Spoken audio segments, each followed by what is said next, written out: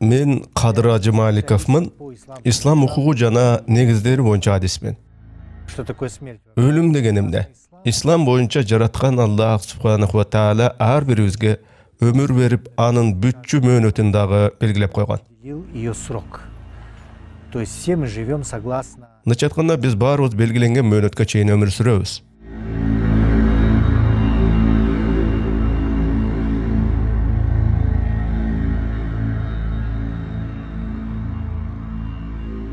Ар бир инсандын өзүнүн башы бар. Жакынын жоготкон адамга кандай мамиле кылыш керектигин, кантип көңүл айтууну ар бир инсан билет. Адатта андай учурларда арты кайырлуу болсун, же арабча «Инна лиллахи ва инна илайхи раджиун» деп Курандагы ушул аятты айтышат. Мунун мааниси чындыгында биз жараткан Аллах субханаху ва тааляга таандыкпыз, акыйкатта биз ага кайтып барабыз дегендикти билдирет.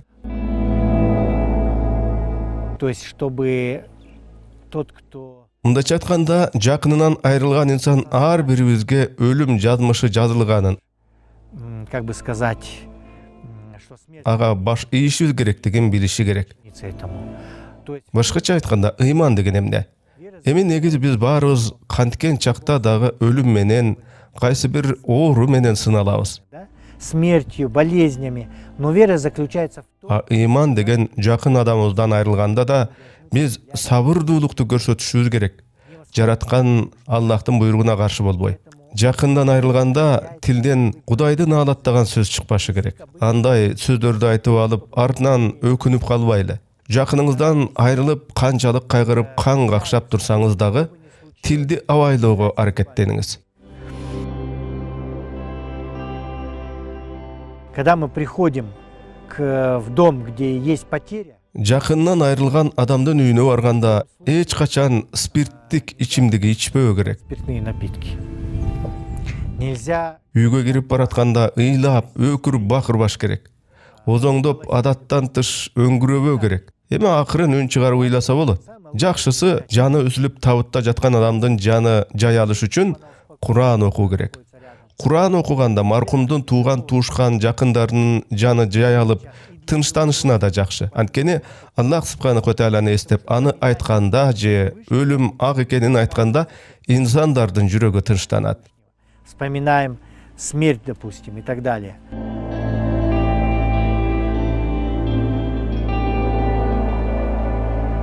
Похоронный процесс, вы знаете... Маркумду акыркы сапарга узатуу зыйнаты албетте исламда мааниси чоң, бирок исламда эң башкысы өлөр алдындагы учур. Инсандын кантип узатылып, кантип көмүлгөнү эмес, ал адам Алланын астына кантип кайтканы орчунду. Ошондуктан өлүмгө даярдануу өлүмгө чейин башталууга тийиш. Тагыраак айтканда, инсандын жаны мына чыгаар кезде аны өлүмгө даярдаш керек. Анткени өлүм деген нерсе ар бирибиздин башыбызга акыры келчү нерсе. Мындайча айтканда, жөнөкөй адамдар өлүмгө кандайча даярдануу керектигин биле бербейбиз. Дин аркылуу гана өлүмгө даярдык эмне экенин биле алабыз. Тагыраак айтканда, Куранда, сүннөттө өлүмгө даярдык жөнүндө эмне айтылган? Инсан жаны чыгып чыкпай өлүү менен тирүүнүн ортосунда жатканда, мүмкүнчүлүк болсо ал адамдын жүзүн кыбыла жакка карай буруп койгон туура жана өлүм астында жаткан адамдын акылынан кетпегидей эс учунан тандырбаган абалда кармоого аракеттенүү керек. Тагыраак айтканда, акылынан тандырбастан Кудайдын жалгыздыгын туюткан ла иляха иллаллах Мухаммадур Расулуллах. Мындайча айтканда, Аллахтан башка сыйынууга татыктуу зат жоктугун кайталатып туруш керек. Всевышнего Творца Аллаха.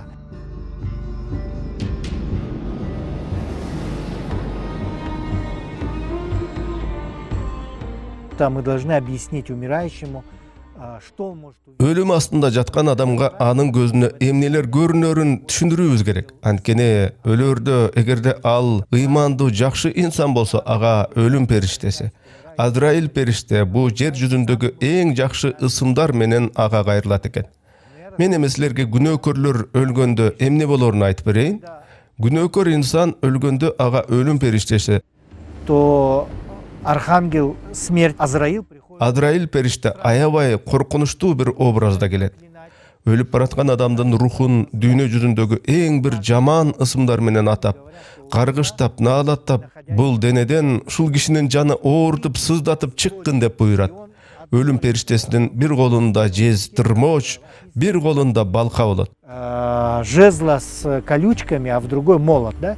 И вот он хватает душу. Азраил периште жез тырмооч менен күнөөкөрдүн жанын тытмалап, оорутуп, сыздатып suurуйт дагы, балка менен уруп кайра денесине киргизет.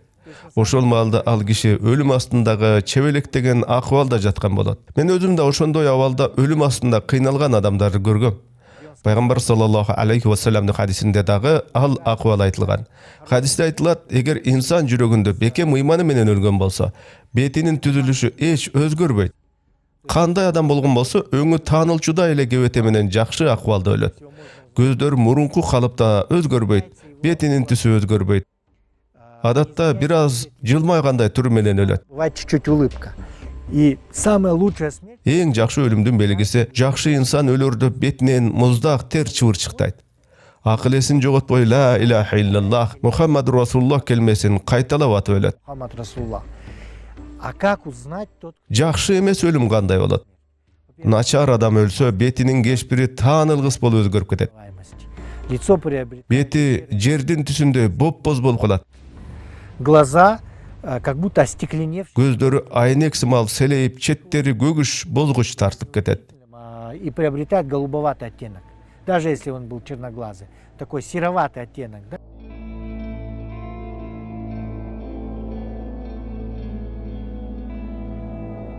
Как только человек умер, Инсан өлөр менен денеси муздайт. Исламда жан үзүлгөн денени бат көмөт. Мүмкүн болушунча тез көмүү керек. то есть Мындайча айтканда, ислам дининде жаны чыккан дене канчалык эртерээк көмүлсө, ошончолук жакшы. Мисалы, адам кечки маалда өлсө, кийинки күнү көмүлүшү зарыл. Эми кээде белгилүү бир түшүнөрлүк себептер болуп калат.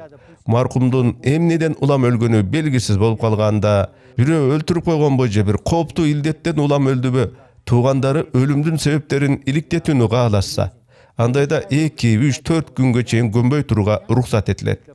Ким өлтүргөнүн аныктоо боюнча экспертизалар зарыл болуп калса, анда эч маселе жок. Көмбөй турууга уруксат этилет. Андан кийинки дагы бир исламдагы шарт, киши өлгөндө анын көзүн жумдуруп жаап коюш керек. закрыть ему глаза, Андан тышкары маркумдун жаактарын таңып коюу зарыл. Колдорун жакшылап ыгы менен түздөш керек. Буттарын да түздөө талап этилет. Айтор, денени тезирээк жерге берүүгө ашыгып маркумду жууп, чайкоо процессин кылыш керек. Ар бир мусулман адам өлгөндө инсандын денесин сууга алуу шарт. проводится оно именно Жылуу суу менен маркумдун бүт дене бою жуулуп чыгат. начинается мыть Мисалы, чүпүрөктү нымдап суулап, маркумдун тиштери жуулушу керек. тряпочкой, да? Андан соң кулактын ички издери, чачты дагы өзүнчө жууп суулап, мүмкүн болсо атыр жыттуу таза самы менен дене тулку бой толугу менен жуулат. Албетте, авратты ачык койбой жаап жуулушу керек. Дене сууга алынып жуулуп атканда маркумдун киндик тушунан тизеге чейин атайын ак кездеме аврат жерлерин жаап тургудай болсун. Колен это тело не Авратты эч ким көрбөгө тийиш. смотрит никто. То есть поднимается, омовение производится, Денени ар бери оң сол капталга кыйгаштатып, бүт баарына суу жеткирилип, жуунтулат, чайкалат. Андан кийин дене сүлгү менен толук сүртүлөт. Андан соң атайын замбилге салынып, чачтарын тарап, түздөп, сакалдарын ыгы менен тарап дегенде иретке келтирип койсо болот. Ошондон кийин маркумга саван, кепин кийгизилет. Исламда кепин 3 бөлүктөн турат. Биринчи бөлүгү камис делинет. это рубаха называют. На арабском рубашка. Үстүңкү жагына кечүү көйнөгү деп дагы койсо болот. Ал ак кездеме моюнду толугу менен кийгизилип, калган бөлүгү денени толугу менен жаап турат. Закрывает буквально всего человека. Вторая называется изар. Кепиндин экинчи бөлүгүн изар деп коет. Изар деген аппак кездеме менен денени толугу менен момпосу орогондой таризде бекем оролот. Кепиндин үчүнчү бөлүгүн лафафа дейт. Ак кездеме менен оң жана сол жакка маркумду кыйгаштатып, денени толугу менен ороп туруп, баштан өйдө жагына кездеменин уч жагын түйүп, жип менен байланат. Анан кабырга түшүргөндө бел тушуна кармаш үчүн кур тагылат. Анан маркумдун бут жагынан дагы бышык ак кездеме жип менен ыктуу оролуп байланат. За ногами тоже. За это для того, чтобы нести правильно.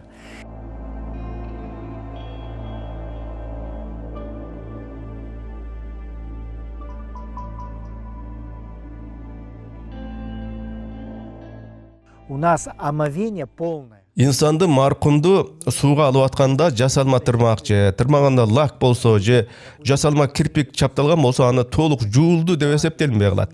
Толук гусул болсун үчүн маркум табигый жылаңач абалында болуш керек. Человек должен быть в естественном состоянии. Да? Эч бир нерсе чапталбоого тийиш. Да, вот. Суу дененин ар бир бөлүгүнө жеткидей болсун. Салонго барып жүргөн адам болсо ага ар нерсе чапталбагыдай болуш керек көз жумганда. Денени сууга алуунун ыгын билген адам талап боюнча маркумду жууйт. К омовению.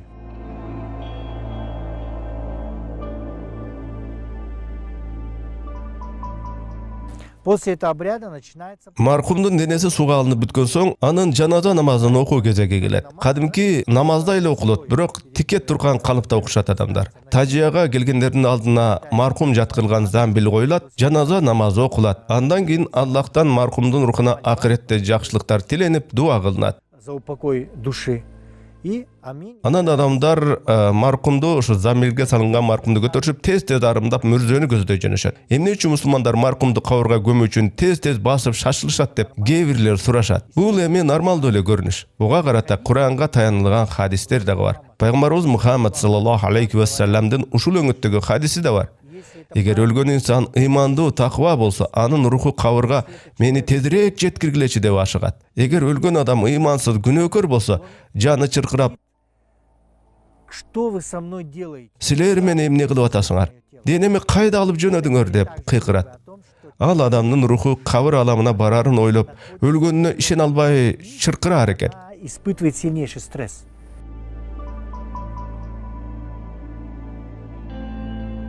Мусульманская могила. Мусулмандардын мүрзөсү кандай болот? Ал жай албетте өлгөн дене көмүлчү жер жана аллегориялык салыштыруу менен айтсак, мүрзөдөн кабыр ааламы башталат. Кыямат күнгө чейин, сурак күн келгенге чейин инсандын руху кабыр ааламында жашайт. Живет в загробной жизни. Да? Могила в исламе делается... Ислам боюнча кабыр казылганда маркум өйдө болуп отургудай таризде казылсын. Примерно вот так, да? Ромбообразная. И в бок, например... Кепинги оролгон маркум кабырга жаткызылганда ага байланган бүт жиптери чечилип коюлат. Все, да? Боолору чечилип, жүзү Меккеге, Каба тарапка каратылат. Албетте мустахаб жана сүнна деп эсептелинген шарттар дагы бар. Топурак салынганы келген жакындары башка адамдар алаканына топурак уштап, ичтеринен маркумга дуа айтып, анан топурак кабырга төшөлүп, кабырдын оозун отко бышырылбаган чийки топурак кыштар менен бекитилет. Адатта биз аны саман кыштар деп дагы жүрөбүз. Называем саманом, да? Или бывает... Же балким кум толтурулган мөшөктөр мененби, айтор кабырдын оозу жабылат. Андан кийин чуңкур топурак менен толтурулат. После этого насыпь делается.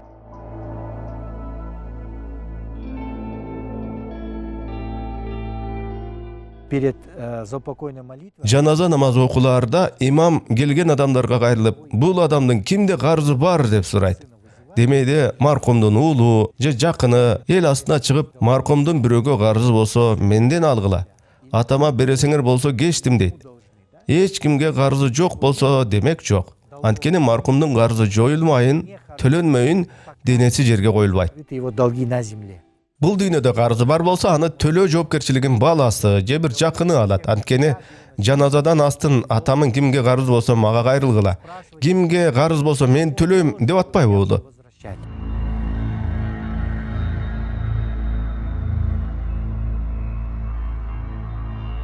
До захоронения... Маркум жерге көмүлгөнгө чейин анын руху тирүүлөрдүн арасына канча бир убакыт жүрөөр. Ошондуктан ислам боюнча киши өлгөндө ыйлоого уруксат, бирок катуу кыйкырып бакырып ыйлаганга тыюу салынат. Анткени пайгамбар Мухаммад саллаллаху алейхи ва салламдын уулу Ибрахим эрте эле чарчап каза болуп калганда ал ыйлаган. О Аллахтын элчиси, О посланник Аллаха. сиз ыйлап атасызбы дегенде ал ооба деген. Демек исламда жакынын жоктоп, кайгырып, өксүп ыйлоого албетте уруксат. Бирок өкүрүп кыйкырып, тажалданып, Кудайга нааразы кептерди айтып кыйкырууга болбойт. Ислам шарты биздеги кыргыз салты боюнча да катуу стресс болбосун деп, аял кишини кабырга баргызышпайт. Мүрзөгө, көрүстөнгө эркектер гана барышат. Мужчины только присутствуют. в исламе не поощряется. Киши өлгөндө сезимтал аял затына оор мүшкүл болушун, психикасы жабыркашын ислам жактабайт. Табиятынан аял заты алсыз келет. И Адам өлгөндө аял затынын сезимталдыгын эске алып, ага ашыкча кайгыруусун, ашкере чөгүшүн ислам туура көрбөйт. Киши каза болуп кабырга коюлган алгачкы күнү мүрзөгө демейде эркектерге гана барганга уруксаат шариятта. Дене жерге берилип бир күн өткөн соң же бир канча мезгилден соң аял заты көрүстөнгө барып зыярат кылса болот. Негизи эле кабырга бат-бат зыярат кылып туруу эркектерге да, аял кишилерге дагы шарт. Пайгамбар Мухаммад саллаллаху алейхи ва салламдын бир хадиси бар. Мен силерге мурда кабырларды зыярат кылууңарга тыюу салган элем. Мына эми силердин жүрөңөрдөгү ыйман бекемделген соң, кабырларга тез-тез каттап тургула дейм. Себеби кабырды зыяраттоо акыйкатта жүрөңөрдү тазалап, ыйманга жакындатат деген. и приближает к вере.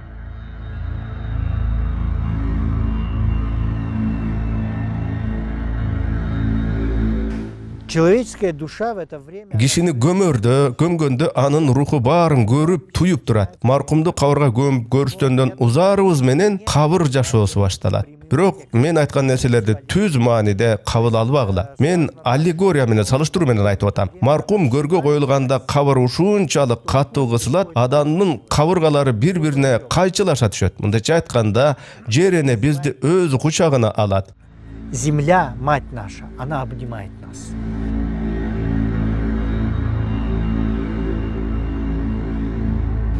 После этого открывается Андан соң кабырда терезе ачылып, көрдөгү адам ыймансыз болсо, маркумга жаннат көрсөтүлөт дагы. то голос ангела говорит: Периштенин үнү, сен ушул жерде болуң мүмкүн эле, бирок сен тозокко түшөсүң дейт. попадаешь, можешь попасть туда, в ад, да, допустим. Если человек неверующий, Эгер каза болгон адам капыр, ыймансыз, күнөөкөр болсо, ага тозоктун ачылган дарбазалары көргөзүлүп, тозоктогу ордун көрөт дагы кабыр азаптары башталат. могильный называется мучение. Кабырда кадимкидей кыйналат. Кээ бирөөлөр биз кабырды казсак, маркумдун сөөгү кандай коюлса ошондой жатыптыр. Эч кабыр азаптарынын болгону деле байкалбайт дешет. Кабыр азабын түз мааниде түшүнүп албаш керек. Силерге түшүндүрүп коеюнчу, кабыр азабы деген мисалы аябай коркунучтуу бир түштөрдү көрөсүңөр го. Бирок кыйналган сезимиңер реалдуудай эле болот. Плакальщицы, вы знаете, да, Эми жакын адамды жоктоп кошо айтып өкүрүү ыйлоо те отпарастыктан калган бир көрүнүш. вас как бы показывать траур, да, и так далее. Өлгөн адамына кайгыргандыкты, өксүгөндүктү билгизип, элге журтка көрсөтүп кошо айтып ыйлоо, азап кармоо илгери бул эми искусство, фольклор, элдик бир жөрөргө өнөр болгонда. Кошокчу аялдар ошол кошок айткан үчүн кадимкидей мээнет акы алышкан. Определенную сумму. То же самое и в арабском. Так ошондой эле көрүнүш салт араб дүйнөсүндө дагы ислам келгенге чейин болгон. Өлүктү жоктоп ыйлаган кошокчулардын ыйлап берген үчүн кадимкидей акча беришкен. Ислам келгенден кийин антип кошок кошуп ыйлоого тыюу салынган. Эмне үчүн? Анткени кошок айтып ыйлаганда жөн эле ыйлабай, бир куюлушкан ыр түрүндөгү сөздөр айтылган. В стихотворной форме ты начинаешь Маркумдун өлгөнүнө өкүнгөн, датын айткан арман сөздөр айтылат. говорить. То есть это рассматривается в исламе как Исламда эми ошентип нааразыланып, эмнеге муну жаш эле алып кеттиң, эми аны кайдан табабыз, эми сенсиз кантебиз деп наалып ыйлоо, Кудайдын жазмышына нааразы болуу, анын буйругун туура көрбөө катары кабылданат. такая потеря, что мы теперь будем без тебя делать, да, и так далее, да. Ушинтип ыйлоо исламга туура келбейт. В целом, да. Но Азыр деле кыргыздарда кошоктор бар. Жалпысынан исламда ал нерсе туура делинбейт. осуждается исламом. Акы төлөнүп кошок айтылган эми туура эмес да. Театралдык маанай болуп кетип атпайбы? Ый деген жүрөктөн чыгыш керек да. Кайгырган өксүүнүн жашы тил аркылуу эмес, көздөн туюлушу керек. Исламда маркумду жоктоо ыйлоого болот, бирок биз көбүнесе Аллахты эстеп зикир кылуубуз керек. Мы должны больше вспоминать Всевышнего, делать зикр. Потому что Анткени Аллахты көп эстесек, аны улуктасак жүрөктөрүбүз тынчтанат. Зикирлеп турсак, мунун өзү өлгөн адамдын руху үчүн да жакшы. для умершего, для души. кээ бир тажияларда өкүрүк, бакыры, кызык, чуу кошоктор болбосун деп Куран аяттарынын үнүн бийик кылып коюп коюшат. Маркумдун жаны уксун деп. Чын эле Аллах улукталган аяттарда маркумдун жаны тынчтанат. Больше успокаивается. Урматтуу туугандар, бул видео интернет аламында канча убакыт турбасын, аны канчалаган адамдар көргөн сайын ушул видеонун чыгышына себеп болгон, аны каржылагандар өзгөлтүксүз соопко ээ болушат. Биздин YouTube каналдын жамааты өзүбүздүн катталуучуларыбызга Аллахтын динин ушинтип кыргызчага которуп элге жеткизген сооптуу иштерге бирге катышууга чакырып, садака жарыяларды чогуу жасашууга үндөйт.